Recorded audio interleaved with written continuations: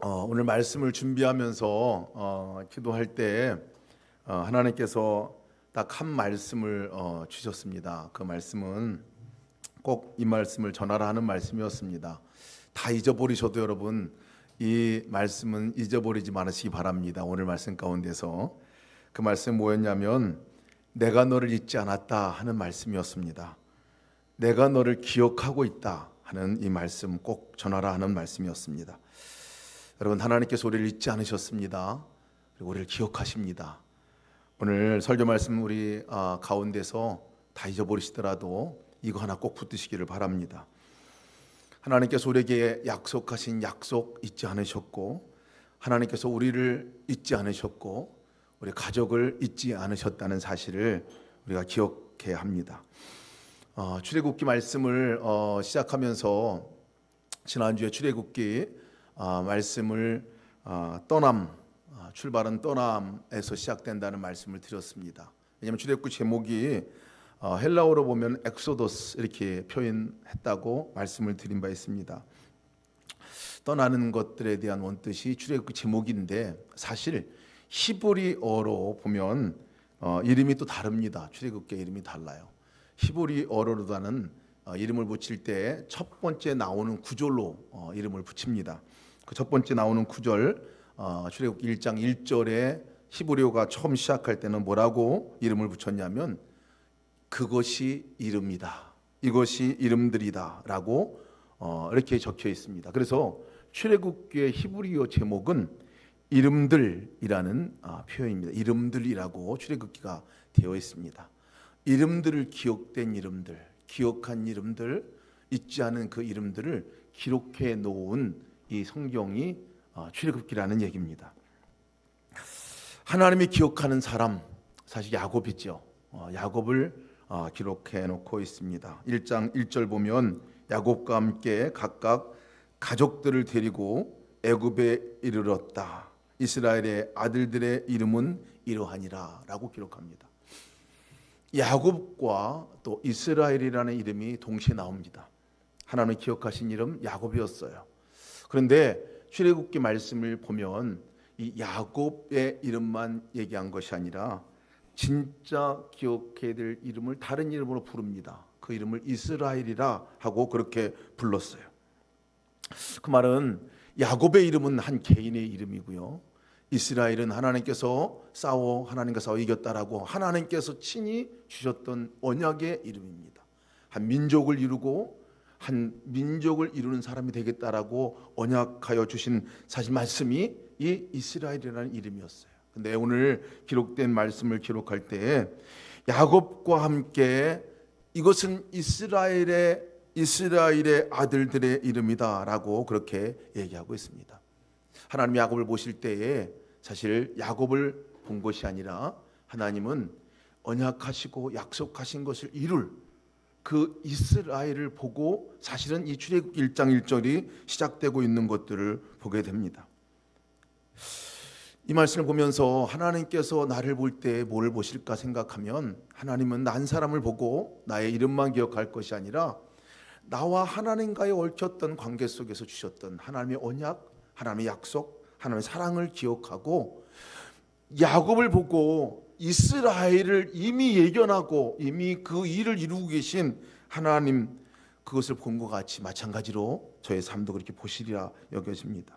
창세기 46장 3절 말씀 보면 하나님이 이르시되 나는 하나님이라 내 아버지의 하나님이니 애굽으로 내려가기를 두려워하지 말라 내가 거기서 너로 큰 민족을 이루게 할 것이다 라고 얘기했어요.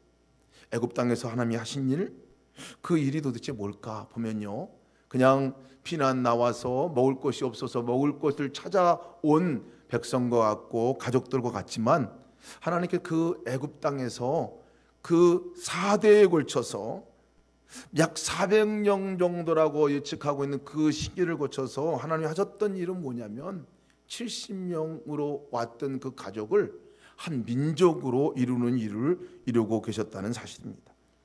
하나님이 야곱과 약속한 그 약속을 잊지 않으시고 기억하시고 그리고 그 일을 이 애굽 땅에서 하나님께서 시작하시고 이를 이루신 것들에 대한 기록이 출애굽기 앞에서 나오는 기록입니다.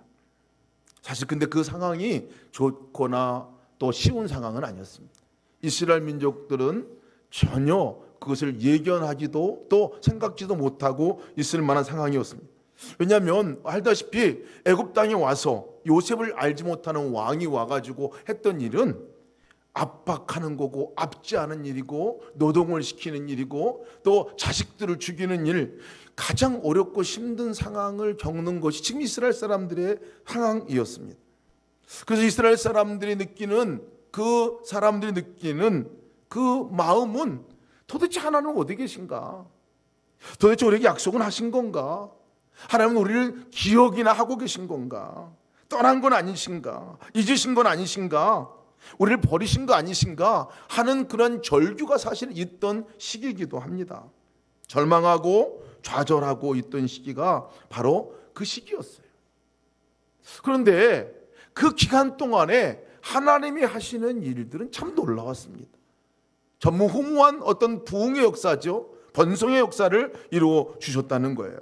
70명의 사람들을 그 어려운 가운데서 계속 하나님이 하셨던 일은 묵묵하게 약속을 이루시는 그 일이었던 거예요. 한 민족을 만드는 일을 그 가운데 하셨다는 거예요. 약속하신 약속을 이루시는 일을 이스라엘 백성들이 깨닫지 못했어도요, 그 가운데서 하나님을 원망하고 있어도 그 일을 계속 묵묵하게 하고 계셨다는 사실을 말씀을 통해서 볼 수가 있습니다. 제가 지난주에 우리 성도님과 함께 기도하고 또 함께 나눌 때 그런 말씀을 하시더라고요. 제 기도 제목은요, 이루어질 수 있을지 모르겠어요 하는 전제였어요. 부모님이 돌아올 수 있을지 모르겠어요. 부모님이 다시 주님께로 돌아올 수 있을지 모르겠어요. 왜냐하면 지금 교회에 대해서 너무 부정적인 생각들을 너무 많이 갖고 얘기만 하시고 계시고 오히려 더 이전보다 안 좋아지신 것 같아요.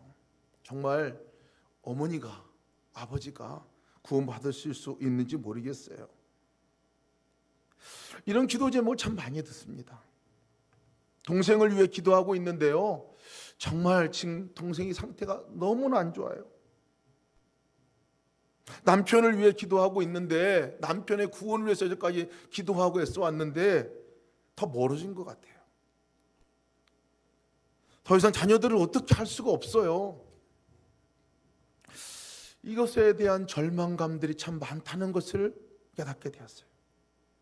가족을 위해서 그렇게 오랫동안 기도했는데 보이는 사인은 전혀 아무 일도 없는 것 같고 아무 일도 일어나지 않는 것 같은 상황을 볼 때 절망하면서 거의 포기 상태에 놓여 있는 사람들이 참 많다는 것들을 보게 하셨어요. 그러면서 주님께서 말씀하신 말씀이 너 이렇게 얘기해라 하는 말씀이었어요. 하나님이 잊지 않으셨다는 거예요. 하나님이 기억하고 계시다는 말씀이었어요. 그거 얘기해줘라 하고 말씀하는 말씀이었습니다.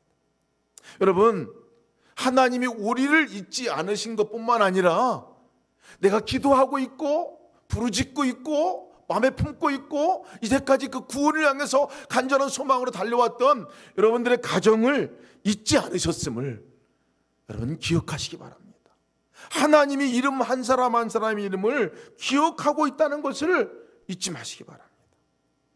주 예수를 믿으라, 그리하면 너와 내 집이 구원을 얻으리라 라고 말씀하는 말씀은 언약이셨어요. 우리에게 언약한 언약입니다. 한 사람의 구원이 그 가족을 구원하는 역사를 이루시겠다고 언약한 언약의 말씀입니다. 하나님이 기억하신다는 것은 그 언약을 기억하신다는 거예요. 주님께서 약속하신 것이니 주님께서 그 일을 이루실 것입니다. 어찌 보면 나를 구원하신 목적은 나의 가족을 구원하기 위해서 나부터 먼저 부르신 하나님의 계획이라는 사실을 꼭 기억하시기 바랍니다. 가능성이 안 보이고 소망이 안 보이는 것은 내 생각이죠. 우리의 시선이죠. 반대가 심하고 오히려 더 부정적인 마음으로 바뀌어진 거 괜찮습니다. 왜 그렇습니까? 하나님이 그 가운데 일하고 계시기 때문에 그렇습니다. 우리가 보는 것과 하나님의 일하시는 방법은 너무나 다른 거예요. 하나님은 여전히 하나님의 방법으로 일하고 계신 것을 기억해야 합니다. 제가 출애굽기 첫 장을 읽으면서 1장 1절을 읽으면서 이것이 이스라엘들의 이름이다 라는 그 이름 가운데서 이것이 너의 가족의 구원받은 그 이름이다라고 그렇게 읽혀지더라고요. 하나님의 생명책에 너의 부모의 이름이, 너의 자녀의 이름이, 너의 형제의 이름이, 너의 남편의 이름이, 너의 아내의 이름이 기록될 것이다. 그 이름이 여러분 기록된 것을 믿음으로 선포하고 나가시기를 주님의 이름으로 축복합니다. 지난 한 주간 또 함께 만난 집사님의 고백입니다. 오랫동안 수년 동안 왕래가 없이 마치 의절하듯이 형제와 특히 동생과 관계가 끊어졌던 이야기를 해주셨습니다. 무슨 이야기인지 모르는데, 무슨 이유인지도 모르는데 동생이 그냥 자기에게 오해를 해가지고 완전 관계를 끊었다는 거예요. 그래서 늘 기도 제목이 관계의 회복, 함께 만나는 만남의 회복이었습니다. 오랫동안 시간이 지나고 그냥 기도하고 늘 그 관계가 회복되기를 바라고 왔는데요, 안 될 거라 생각했는 그 관계가 지난 송구용신 예배 때 어머니가 우리 그 집사님에게 편지를 하나 주더라는 거예요. 편지를 주면서 하시는 말씀이 이것이 동생이 언니에게 전달해 주라고 하는 편지였다는 거예요. 그 편지를 받고 정말 눈물에 감사를 드렸다 하는 말씀을 들었습니다. 여전히 아직 만나지는 못한 것 같아요. 근데 하나님께서 그렇게 일하고 계신 것에 대한 분명한 증언을 보았다 하는 것을 듣게 되었습니다. 제가 선한 목자교에 있을 때 한 권사님의 늘 기도 제목이 하나 있었습니다. 그 기도 제목은 동생의 구원에 관한 제목이었어요. 이 동생은 집을 나간 지가 꽤 오래됐습니다. 청소년기에 완전히 집에 반항을 하고 나갔습니다. 온 가족의 기도 제목이었어요. 온 가족의. 근데 이 가족의 기도 제목이 동생이 하루는 돌아왔습니다. 돌아온 날은 어머니가 소천한 날이었어요. 어머니의 소천 소식을 듣고 오랜 동안 얼굴도 보지 못하고 소식도 듣지 못했던 이 동생이 돌아왔어요. 동생이 그 장례식장에 와가지고 엄청나게 많이 우는 것을 제가 보았습니다. 제가 장례를 집례했기 때문에 그 동생을 보았어요. 온 가족들의 사실은 가시와 같은 아픔과 같은 동생이었는데요, 장례가 마쳤습니다. 장례가 마치고 나서 겨울 이맘때였는데 그 동생이 갑자기 쓰러졌다는 소식을 들었습니다. 장례를 마치고 그 다음 날인가로 기억을 합니다. 그래서 급하게 병원을 갔어요. 병원에 가서 보니까 그 동생은 이미 의식이 돌아오지 않은 상태로 쓰러져 있었어요.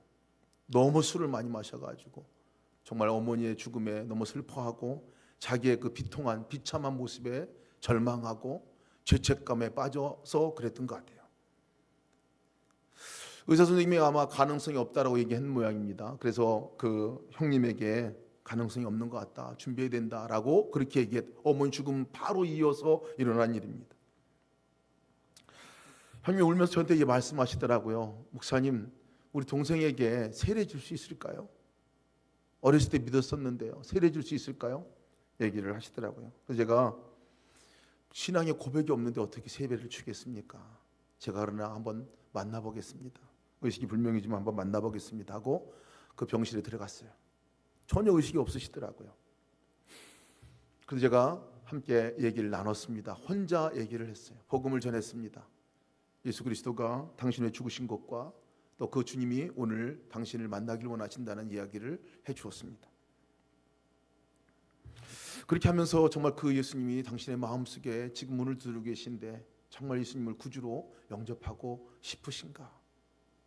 또 제가 전하는 말씀이 이해가 됐는가? 정말 만약에 그 이해가 됐으면 손을 좀 움직여 달라고 그랬어요. 제가 깜짝 놀랐습니다. 의식불명으로 누워있던 그분이었는데 손이 얼마나 강하게 이렇게 저에게 느낌이 오는지요, 손을 까딱까딱 하시면서 사인을 주시더라고요. 제가 놀래가지고 다시 물었어요. 그럼 이 예수님을 당신 지금 영접하고 싶습니까, 마음에? 그랬더니 다시 손으로 사인을 주셨어요. 그래도 이것이 혹시 우연이 아닌가 싶어서 제가 다시 영접 기도를 읽어줬습니다. 예수님, 나는 죄인입니다. 내 마음에 오셔서 나의 죄를 용서하시고 나의 구주가 되어 주십시오. 나는 주님을 마음속에 영접합니다. 이것을 제가 다시 읽어줬어요. 그리고 다시 물었습니다. 이 기도를 정말 하기를 원하신다면, 정말 그 주님 믿고 싶으시다면 다시 한번 손을 갖다 달라고 했어요. 그랬더니 손을 얼마나 세게 잡는지요. 아마 굉장히 세게 잡고, 그러나 저에게 느낌은 그렇게 세지는 않았어요. 근데 그 손에 강함을 느끼게 되었어요. 그 다시 기도하고 제가 예수 그리스도 이름으로 기도합니다. 아멘 하고 당장 문을 떠오르라 했습니다. 그래서 의식불명이었던 그분에게 세례를 베풀었습니다. 그리고 그 다음날 그분은 세상을 떠나셨어요. 어머니는 그 아들을 위해서 평생 기도했습니다. 아들이 돌아오는 것을 보지 못하고 돌아가셨어요. 근데 어머니의 간절한 기도는 그 아들이 구원받는 일이었습니다. 형님 또한 마찬가지였어요. 형님은 그 증인이 되었습니다. 그때 일을 기억하면서 하나님께서 기도하고 약속한 그 사람은 절대 버리지 않으시는구나. 구원의 역사는 하나님께서 마지막 순간까지 하나님이 이루시는구나 하는 것들을 기억하게 되었습니다.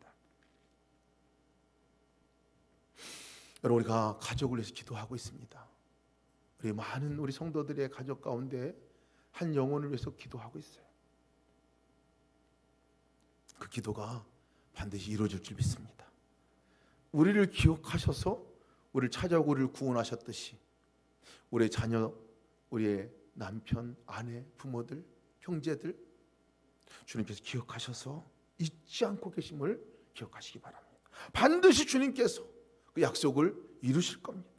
이스라엘에게 그 약속을 이루신 주님께서 우리에게도 반드시 그 약속을 이루실 거라 확신합니다. 하나님께서 이스라엘 백성들에게 또 다른 약속을 하나 한 것이 있었습니다. 사실 애굽에 가서 4대가 지나고 나서 그곳으로부터 너희를 건져내어 약속의 땅 가나안 땅으로 인도할 것이라는 약속이었습니다.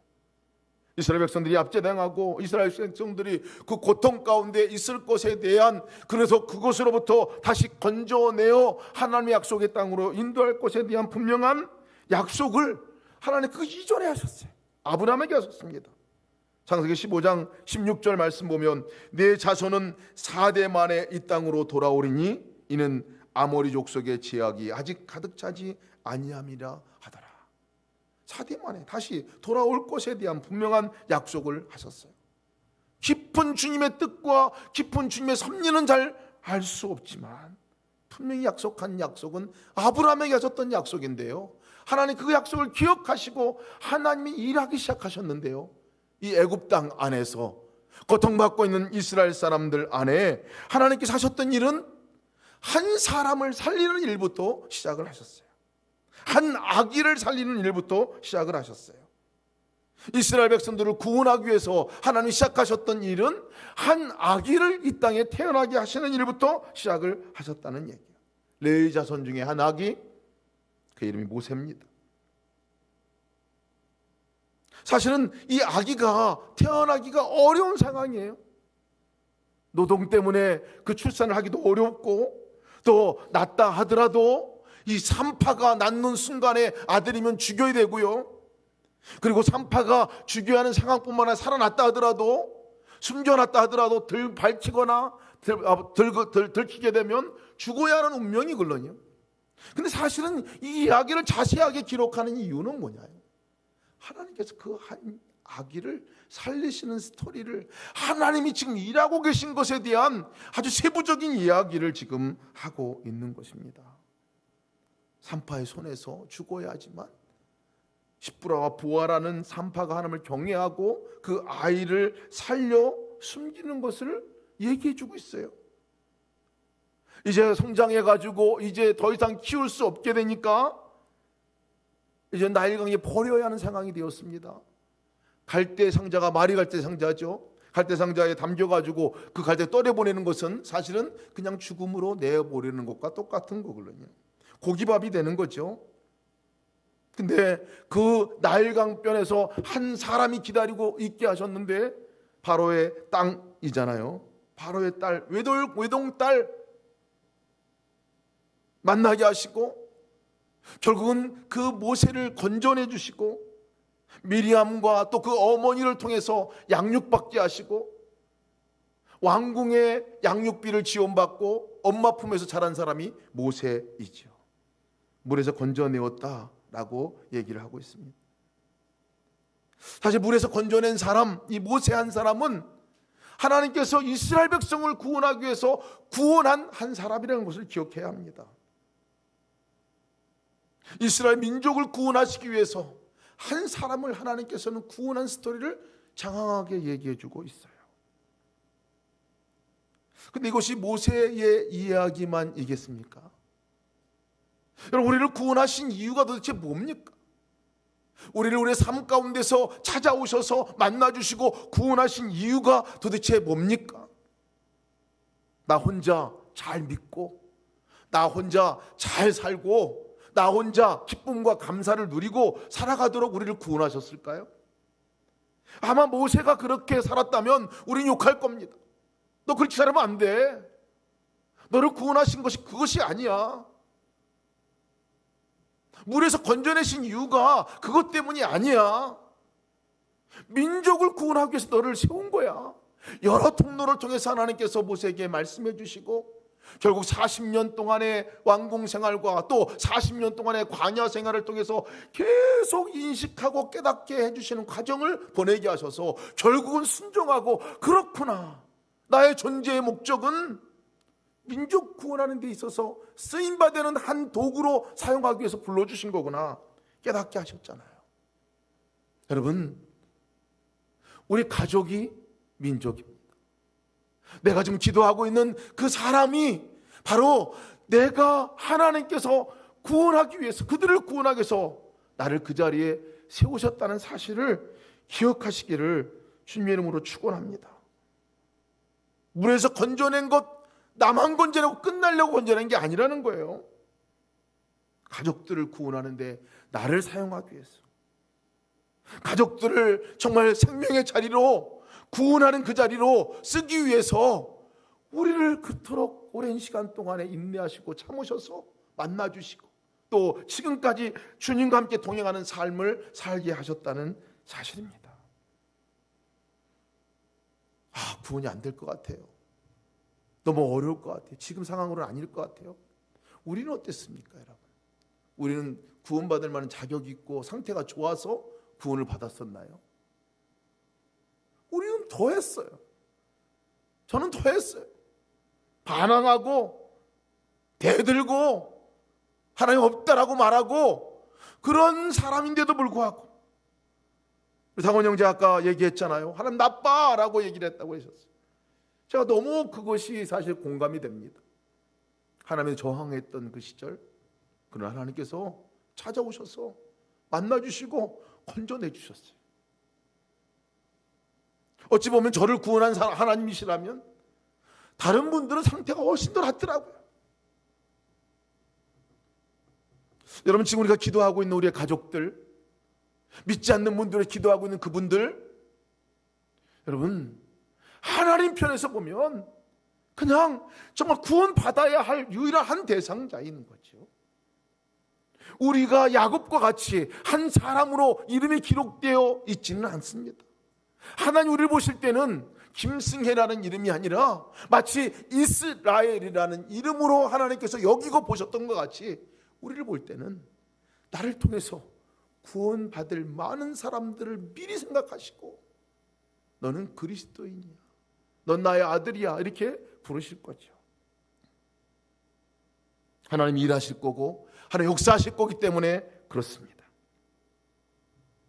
나에게 은혜를 베푸신 하나님께서 어찌 믿지 않는 우리 가족들에게, 믿지 않는 다른 사람들에게 은혜를 안 베푸시겠습니까?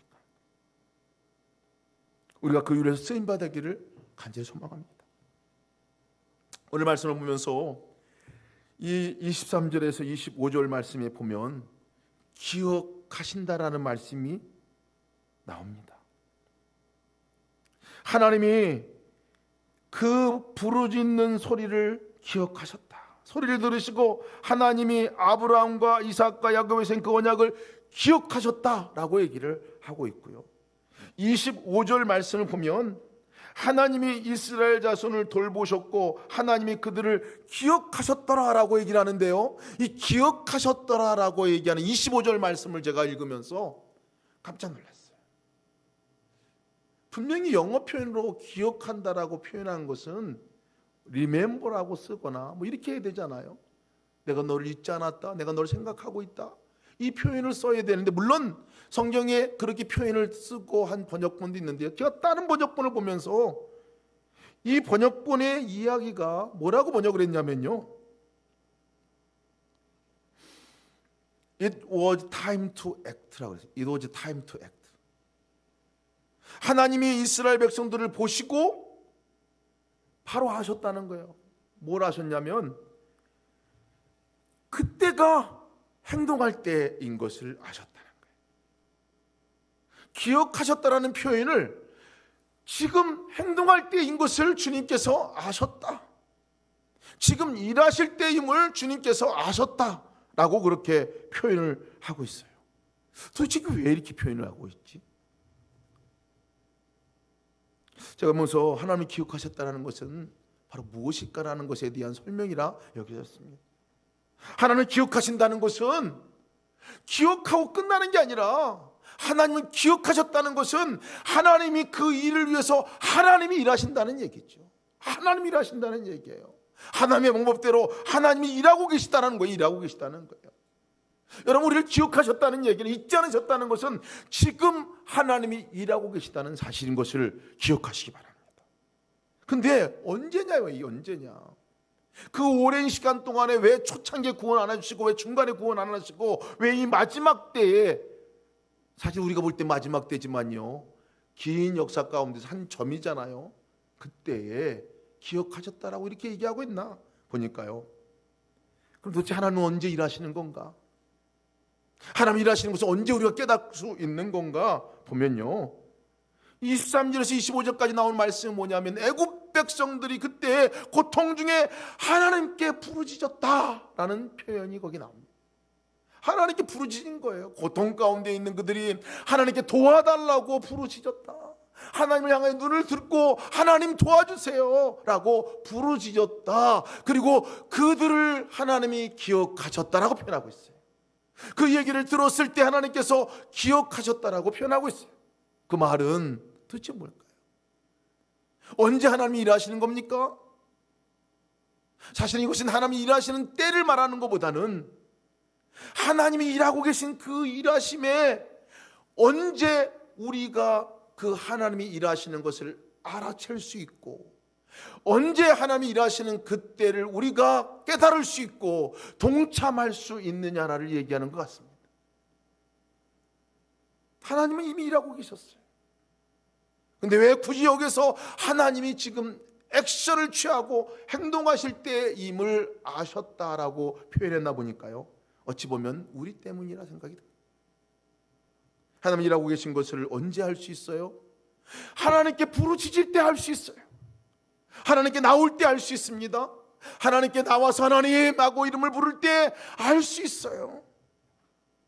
그래서 어쩌보면 이 표현은 하나님이 지금 우리를 기억하셨다라기보다, 하나님이 지금 일하실 때임을 아셨다라고 표현하기보다는, 하나님이 지금 일하고 있는 것을 우리가 알기 시작했고, 하나님이 일하는 그 일하심에 내가 함께 동참하는 그 스파크가 일어나는 순간이다, 하나님의 골든 타이밍이다 라고 얘기할 수 있다, 그렇게 여겨집니다.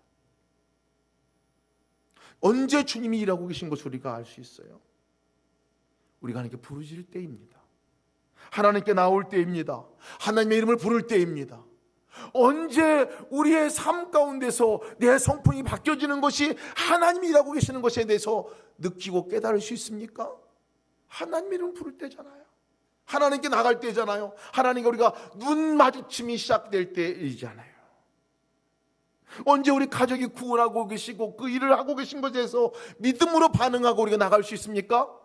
하나님께 물어보면요, 하나님께 부르짖으면요, 하나님께서 알려주시잖아요. 깨닫게 해주시잖아요. 그리고 그전에는 걱정하고 근심했던 마음이 바뀌어져서 하나님이 하시겠구나 하는 믿음으로 바뀌어지고, 하나님이 일하시는 것을 주목해 보게 됩니다. 주목해 보게 돼요. 그 전에 여러분 사람들을 그냥 지나치는 사람일 수 있을지 모르겠지만 주목해서 보면 십브라와 부하라는 산파가 하나님의 일하시는 도구구나. 사람을 세워서 하나님 일하고 계시구나. 지금 바로의 딸까지, 외동딸까지 하나님 일하시는 일에 동원하셨구나. 가족 가운데 그 언니 누나 미리암까지 동원하시고 모든 것들을 동원하셔서 사람을 세우셔서 하나님이 일하고 계신 것들을 보는 눈이 언제 띄어지냐 말이에요. 하나님께 우리가 묻고 하나님께 나아가 부르짖고 하나님 그때가 바로 하나님이 일하실 때이고 하나님의 일하심을 내가 함께 경험할 때라는 사실을 정말 우리가 기억해야 합니다. 하나님이 일하고 계세요. 하나님이 일하고 계세요. 다만 우리가 할 수 있는 것은 그 하나님이 일하시는 것들을 내가 삶 속에 끌어들이고 그곳에 참여하고 그곳에 함께 누리고 함께 살아가는 이 삶을 얻느냐 못 얻느냐의 차이죠. 하나님의 타이밍은요, 우리가 부르짖을 때입니다. 부르짖을 때예요. 강력하게 이제는 그 역사에 나와 함께 참여시키는 그때가 바로 부르짖을 때예요. 어제 우리 예수 동행 운동을 하는 UGM 정기 모임을 가졌습니다. 새롭게 2021년도에 처음으로 이제 자원봉사자로 모이는 모임을 자원하고 신청하신 분들의 첫 모임을 가졌는데요. 깜짝 놀랐어요. 제가 깜짝 놀란 게 지난해까지만 해도 한 80여 명의 우리 자원봉사자들이 함께 참여를 하고 함께 이 운동에 나가고 있었어요. 어제 지난번에 이렇게 신청을 하고 자원봉사자를 모집을 했는데요. 어제 함께 카톡방에 들어오신 분들이 156명이시더라고요. 그리고 실제 카톡방 안에 어제 줌으로 참여하신 분들이 136명인가 되는 분들이 들어오셨어요. 제가 인원을 이렇게 얼굴을 보면서요, 이렇게 줌 안에 얼굴을 이렇게 보면서 큰 감동을 받았어요. 사람 숫자 때문에 감동을 받은 것이 아니라 막 얼굴들이 이렇게 보이는데 하나님 일으키신 이 운동이 이런 거구나. 하나님 일으키신 운동이 이런 거구나. 처음에는 사실 그만두고 싶을 때도 있었어요. 이건 안 되는 일이구나 하고 생각한 적도 있었어요. 처음에는 몇 명이 안 되는 사람으로 시작을 했어요. 몇 명이 안 되는 분으로 자원봉사자들이 시작을 했어요. 그냥 뿌리기만 하고 열매가 없이 그냥 계속 해왔던 일인데 그 일이 몇 년 지나지도 않아서 바로 이 봉사자들 얼굴을 보면서 하나님이 이렇게 많은 역사를 일으키셨나. 실제 지금 훈련에 참여하고 교회가 일어나는 일들을 보면요, 하나님이 일하시는 게 분명하구나. 그 열매로다가 우리 예수동행교회도 하나이잖아요. 나눔방교회 모여서 함께 나눔방교회에서 이제 시작하면서 하는 것들을 보면서 하나님이 일하시는 거지. 근데 여러분, 이걸 누가 더 감격스럽게 감동 깊게 이것을 깨닫고 알 수 있겠습니까? 아마 하나님을 향해서 이 일을 위해서 기도한 사람은 더 깊이 깨닫고 누리게 될 것이. 그러나 기도하지 않고 사실 바라보지 못했던 사람들은 그냥 그렇다 하고 넘어가 버리고 말 거예요. 하나님의 강력한 역사를 언제 가장 감동 깊게 가장 강력하게 체험하고 경험할 수 있느냐면요, 하나님을 향해서 부르짖고 그것을 향해 기도할 때이죠.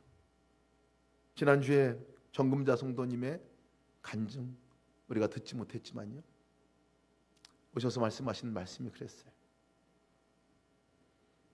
그렇게 딸이 교회 나오라고 그랬는데 이제서야 나왔어요 라고 얘기를 하시더라고요.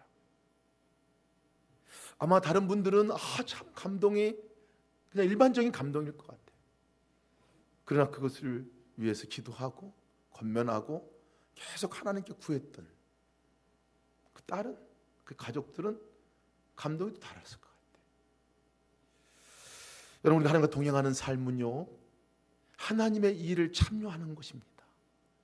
하나님과 동행한다는 얘기는 그냥 손 붙들고 룰루랄라 가는 그 길이 아니에요. 하나님이 역사하는 위대한 일에 우리가 참여하는 일이에요.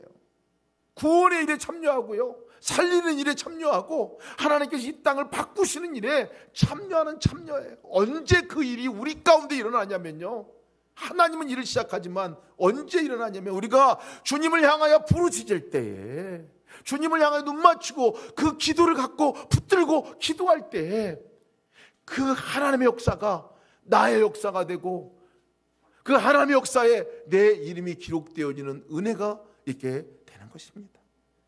여러분, 그 일을 위해서 여러분들 초청합니다. 그 일을 여러분 경험하시는 여러분 되시기를 주님의 이름으로 축원합니다.